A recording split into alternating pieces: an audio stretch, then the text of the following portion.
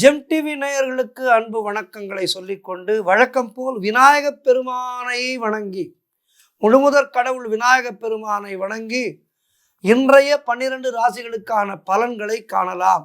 இன்று 5/1/2025 மார்கழி மாதம் 21ஆம் தேதி குரோதி வருடம் அருமையான ஞாயிற்றுக்கிழமை, நல்ல நாள்.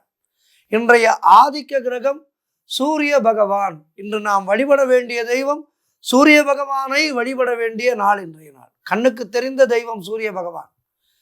இன்றைய விசேஷம் நல்ல சஷ்டி திதி, முருகப்பெருமானை வணங்க வேண்டும். இன்றைய சூரிய உதயம் காலை 6:32 சூரிய அஸ்தமனம் மாலை 5:54 விளக்கேற்றும் நேரத்திலே மாறுதலே கிடையாது. காலை 4 மணிக்குள்ளாக விளக்கேற்ற வேண்டும், மாலையிலே 6 மணிக்குள்ளாக விளக்கேற்ற வேண்டும். இன்றைய நல்ல நேரம் காலை 7:30 முதல் காலை 8:30 வரை, மதியம் 3:30 முதல் மாலை 4:30 வரை. இன்றைய ராகு காலம் மாலை 4:30 முதல் மாலை 6 வரை.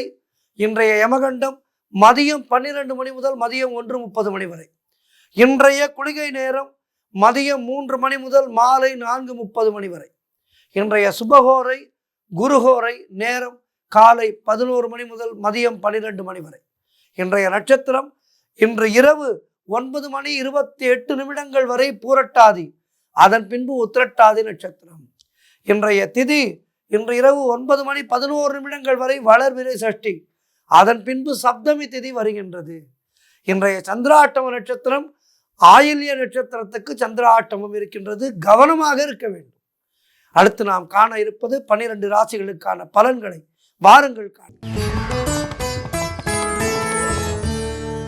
முதலாவதாக மேஷ ராசி அன்பர்களே, இன்று மாலை வரை சந்திரன் உங்கள் ராசிக்கு 11ஆம் இடத்திலே சஞ்சரிக்கின்றார். உங்களுடைய ராசி அதிபதி செவ்வாய் ராசிக்கு 4ஆம் இடத்திலே இருக்கின்றார். ஆகவே இன்று உங்களுக்கு நண்பர்கள் மூலம் நல்ல அனுகூலம் உண்டாகும். எதிர்பார்த்த பணம் கைக்கு வரும். ரொம்ப நாட்களாக எதிர்பார்த்து கொண்டிருப்பீர்கள் ஒரு பணம், பெரிய பணம், அது இன்று கைக்கு வரும்.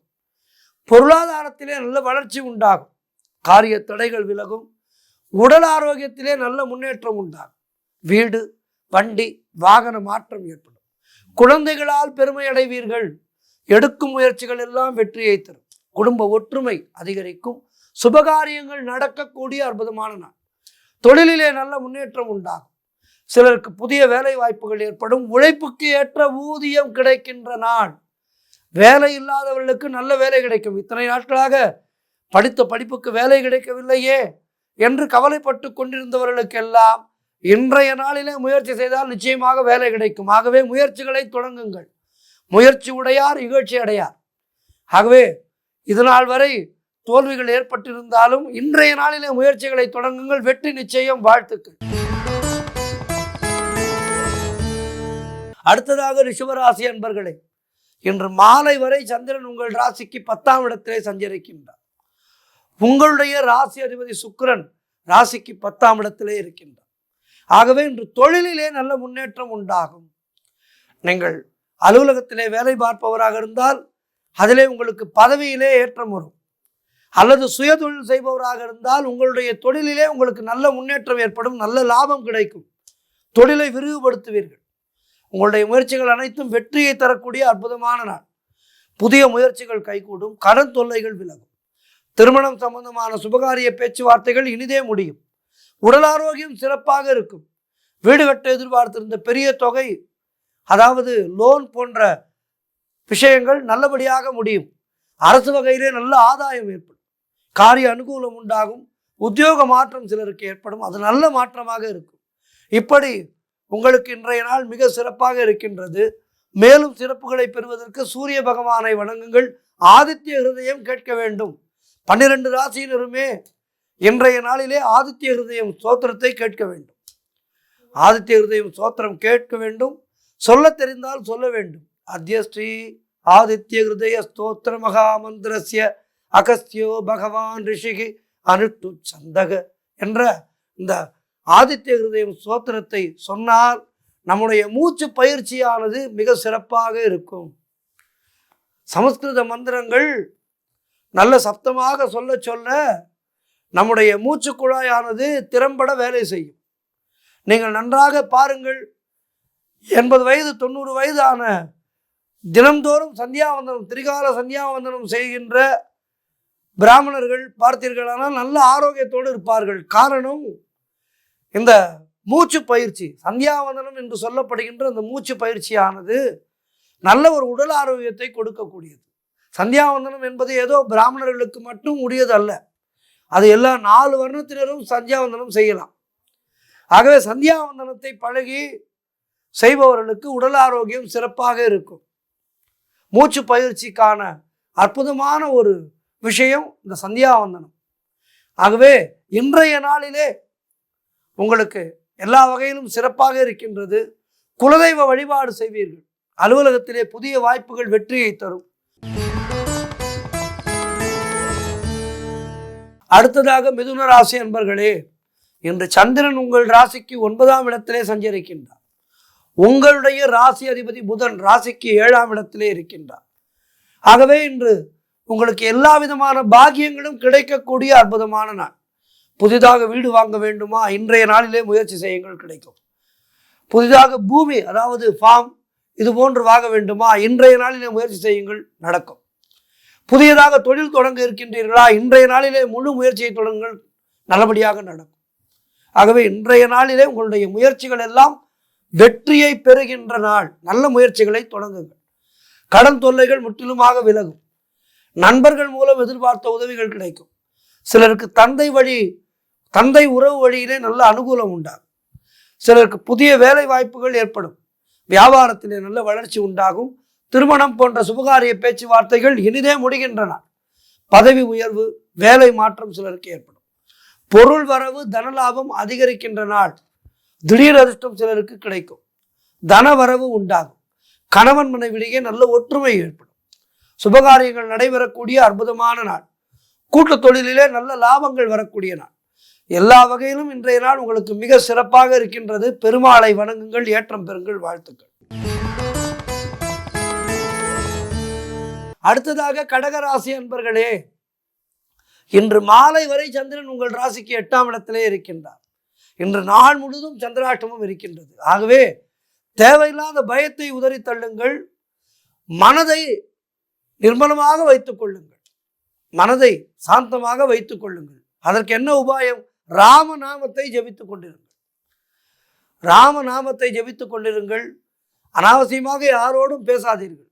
மௌனம் சிறந்த வழி. இன்றைய நாளிலே சந்திராஷ்டமம் இருக்கின்ற நாளிலே மௌனம் சிறந்த வழி. மௌனத்தை கடைபிடித்து சந்திராஷ்டமத்தை வெல்லுங்கள். கடன் பிரச்சனைகள் அதிகமாகும். உடல் ஆரோக்கியத்திலே மிகுந்த கவனம் தேவை. குலதெய்வ வழிபாடு மன அமைதியை தரும். வேலை செய்யும் இடத்திலே மற்றவரை பற்றி எதுவும் பேசக்கூடாது. புறம் பேசுதல் கூடாது. சாதாரணமாக ஒருவரை பற்றி நல்ல விஷயம் கூட சொல்லாதீர்கள். ஏனென்றால் அது அவர் காதுக்கு வேறு விதமாக சென்றுவிடும். அவர் இருக்கார் பாருங்க, அருமையான மனுஷங்க, இப்படி நீங்கள் சொல்லியிருப்பீர்கள். ஆனால் அங்கு அவரிடம் போவது எப்படி போகும்? அவர் உங்களை பற்றி கனாமலான்னு பேசுகிறாருங்க என்று அவரிடம் ஒருவர் சொல்லிவிடுவார். இப்படி நாம் சொல்கின்ற வார்த்தையானது இட்டுக்கட்டி அவரிடம் சொல்லப்படும். அதனால் உங்கள் இருவருக்கும் பிரச்சனை ஏற்படும். ஆகவே இன்றைய நாளிலே யாரை பற்றியும் பேசாதீர்கள். கணவன் மனைவிக்குள் கூட சண்டை சச்சரவுகள் வரும். ஆகவே கணவன் மனைவி உறவிலே கூட கவனம் தேவை. மிகவும் எச்சரிக்கையாக இருக்க வேண்டும். அலுவலகத்திலே வேலை பளு அதிகமாக இருக்கும். ஆகவே எல்லாவற்றையும் கடந்து செல்வதற்கு மௌனம் ஒன்றே சிறந்த வழி. மௌனத்தை கடைபிடியுங்கள். சூரிய பகவானை வணங்குங்கள், வாழ்த்துக்கள்.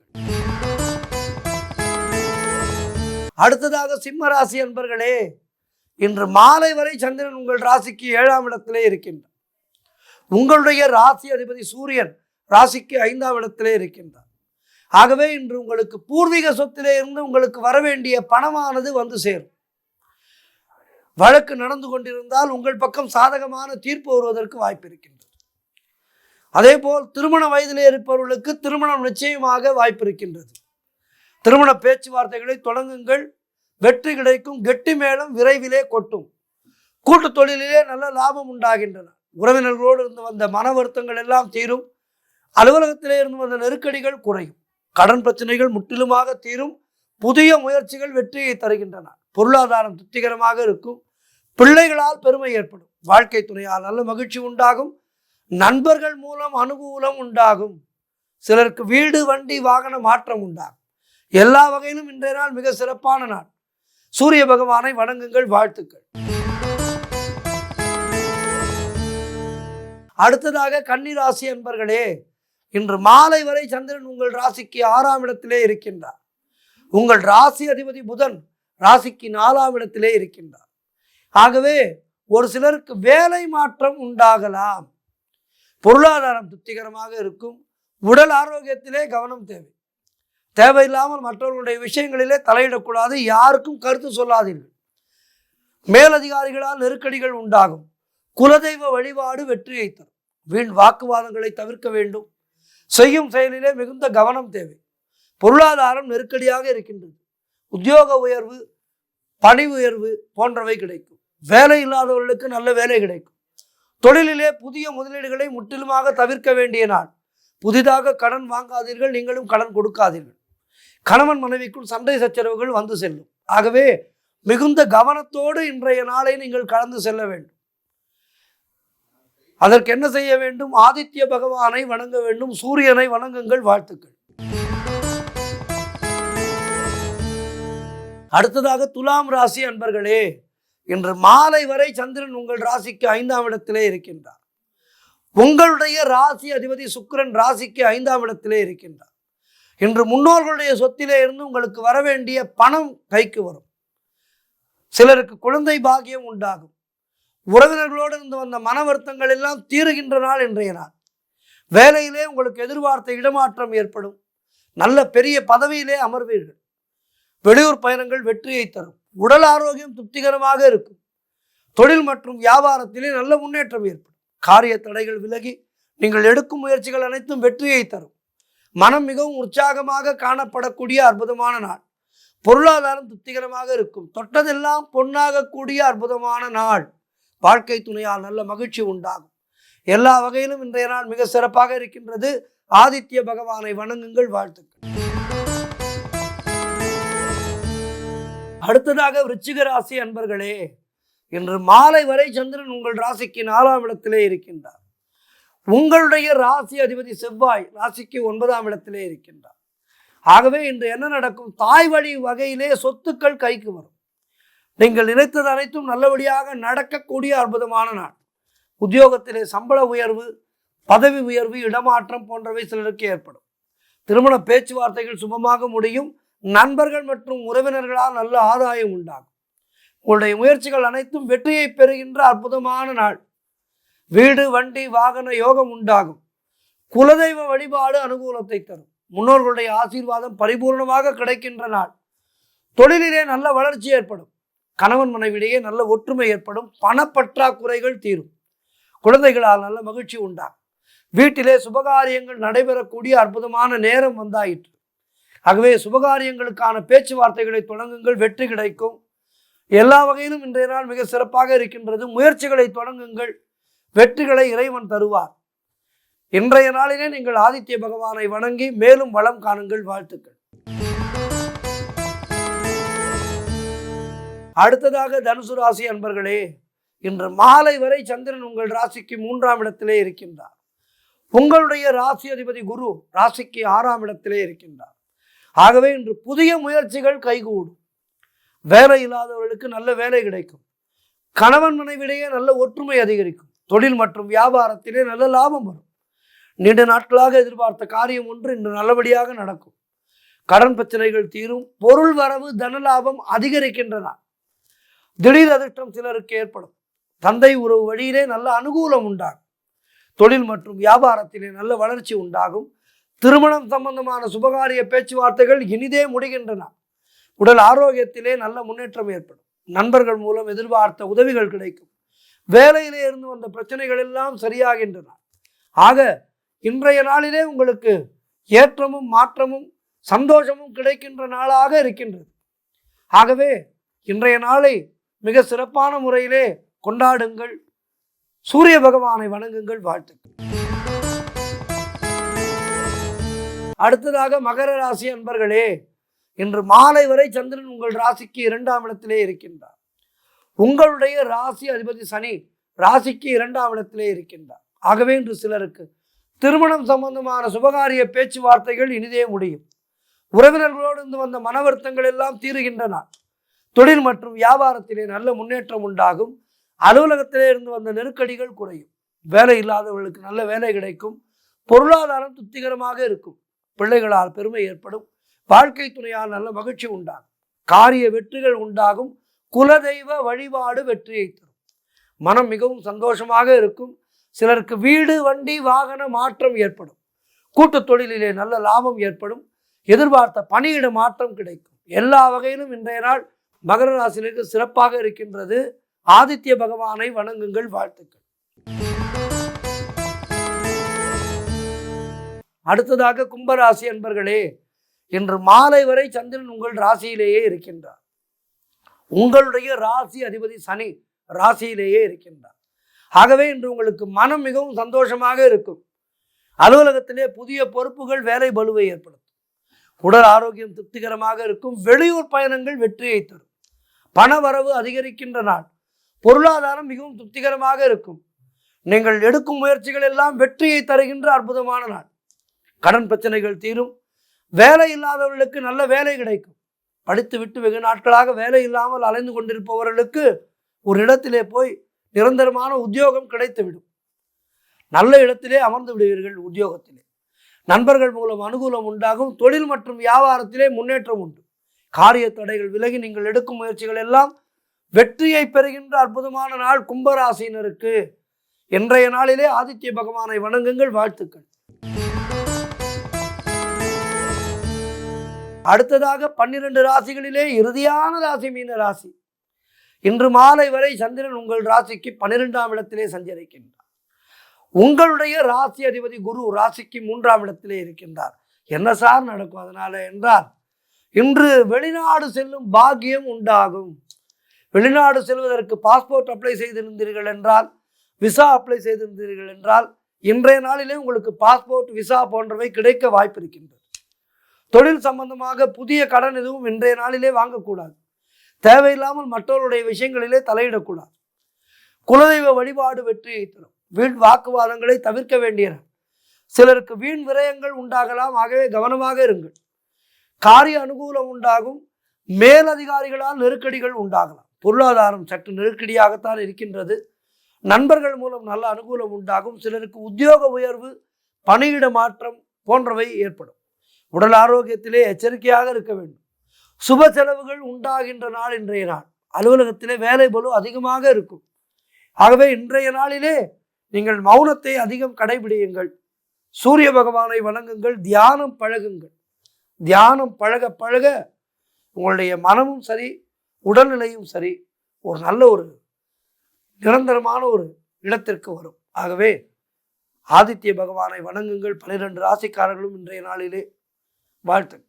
இன்றைய ஆன்மீக தகவல், அதாவது நம்முடைய புராணங்களின்படி சிரஞ்சீவிகள், அதாவது அவர்களுக்கு மரணமே கிடையாது, சிரஞ்சீவிகள் இருக்கின்றார்கள். ஆஞ்சநேயர் ஒரு சிரஞ்சீவி, மார்க்கண்டேய மகரிஷி ஒரு சிரஞ்சீவி, இப்படி சிரஞ்சீவிகள் வாழ்ந்து வருகின்றார்கள். இந்த சிரஞ்சீவிகள் யார் என்பதை பற்றித்தான் இன்று நாம் பார்க்க இருக்கின்றோம். ராமபிரானுக்கு பட்டாபிஷேகம் மிக சிறப்பாக நடைபெற்றது. ராமன் அரியணை ஏறி அமர்ந்து விட்டான். ஹனுமன் கொஞ்சமும் அலுங்காமல் நலுங்காமல் அந்த சிம்மாசனத்தை தூக்கி தாங்கிக் கொண்டான். ராமன் அமர்ந்த அந்த சிம்மாசனத்தை ஹனுமன் தாங்கிக் கொண்டான். அங்கதன் தன்னுடைய உடைவாளை தன்னுடைய கையிலே பற்றி கொண்டு ஒரு பாதுகாவலனாக நின்றிருந்தார். யாருக்கு? ராமனுக்கு. பரதன் சிம்மாசனத்துக்கு மேலாக வெண்கொற்ற குடையை பிடித்திருந்தார். லக்ஷ்மணனும் சத்ருகனனும் இருபுறமும் நின்றபடி வெண்சாமரம் வீசுகின்றார்கள். அடுத்தடுத்து இந்த சம்பிரதாயங்கள் எல்லாம் மிக சிறப்பாக நடைபெறுகின்றது. பட்டாபிஷேக விழா அல்லவா, சாதாரணமாகவா நடக்கும்? விருந்தினர் அனைவருக்கும் அவரவர் தகுதிக்கு விஞ்சி பொன்னும் பொருளும் வாரி வாரி வழங்கினான் ராமன். விபீஷணனுடைய முறை வந்தது. விபீஷணனிடம் ராமர் உனக்கென்று நான் தருவதற்கு என்ன இருக்கின்றது விபீஷணா? என்னுடைய சீதை என்னிடம் வந்து சேருவதற்கு பெரும் பொறுப்பை மேற்கொண்டவன் அல்லவா நீ? உனக்கு எங்கள் குலத்தார் வழிபடுகின்ற ரங்கநாத பெருமாள் விக்கிரகத்தை அளிக்கின்றேன்.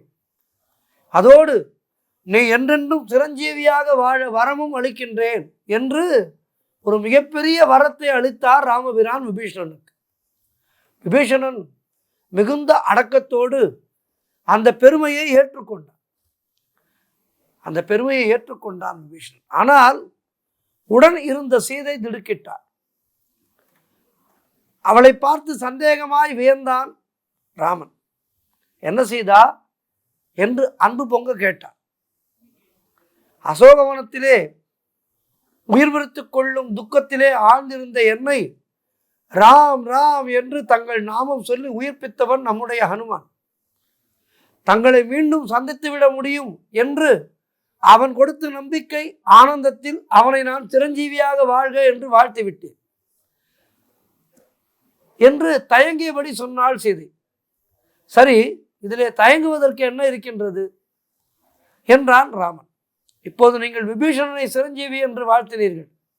ஆனால் தனக்கு அளிக்கப்பட்ட அதே பட்டத்தை இப்போது விபீஷணனும் பெறுவானானால் அது தன்னுடைய முக்கியத்துவத்தை குறைத்தது போல் ஆகும் என்று அனுமன் வருந்த மாட்டானா என்று சீதை கேட்டார்.